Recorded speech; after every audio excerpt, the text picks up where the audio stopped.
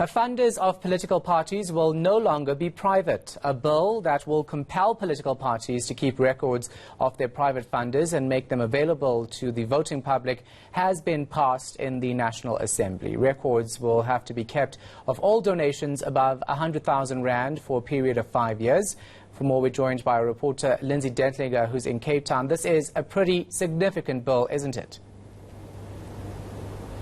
Good evening, Shahan. Yes, it is, especially in terms of the fight by the lobby group My Vote Counts. We know in the past 25 years there have been attempts in the past to force this issue to make sure that voters know who's funding political parties, but it's really My Vote Counts that has been successful in this. It's been a battle they initiated 3 years ago, found successfully by the Western Cape High Court that the Promotion of Access to Information Act was incongruous with the Constitution, in that it didn't make provision for the ordinary public to demand that kind of information, and the Constitutional Court concurring with that finding of the Western Cape High Court. So for My Vote Counts, certainly, and for the voting public, really significant in that you should have access to that information for free by the next time we hold another election. Yeah, Parliament's already passed another bill to deal with the issue of political funding, but it seems today the issue again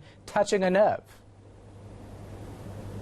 It certainly did. As you say, since My Vote Counts initiated that legal challenge, Parliament has passed the political funding bill, which will really be managed by the IEC and require political parties to furnish that information to them. But again, while political parties, want everybody to believe that they're okay with this, there are concerns raised, firstly by the DA, saying that it's yet to be determined what kind of impact having to disclose funders will have on the funding of political parties in the future. And then, of course, the EFF, also concerned, would rather have all donations be split equally among parties, saying that smaller political parties are at a disadvantage when it comes to campaigning for elections.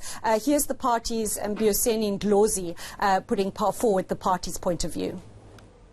We want to tell business South Africa in general, perhaps it's time that you don't choose one horse in a political race. It's time that you fund in the interest of supporting a democracy. If you've got 100 Rand to give to political parties, distribute it like the IEC does. Favor everyone in the political spectrum. Why? Because we see that people who put money, for an example, in the CR17 campaign are the first ones to be considered when it comes to tenders and big state contracts. To end that, don't fund one person. Put your money in the democratic or in the democracy fund established by the IEC, which will then be distributed to all political parties. So many say they support the bill, but still seem a bit hesitant about how successful it'll be.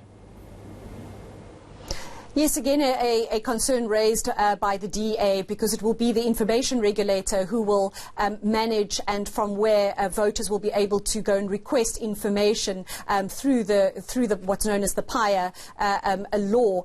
And we know that there are huge problems with the effectiveness of that office. It was something raised again this afternoon, and the IFP feeling that maybe this bill missed an opportunity to also regulate the funding that goes within internal party campaigns.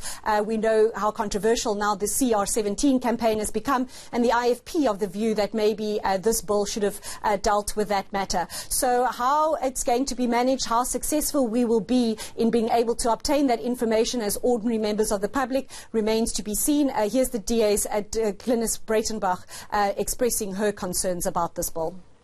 Sadly, there is therefore a big likelihood that enforcement of the duty to make public may fall by the wayside. A lot more attention will be able to be given to the functionality of the Office of the Information Regulator if this piece of legislation is to ever mean anything at all. Nevertheless, the bill both gives effect to the judgment and is also constitutional, and the DA supports the bill.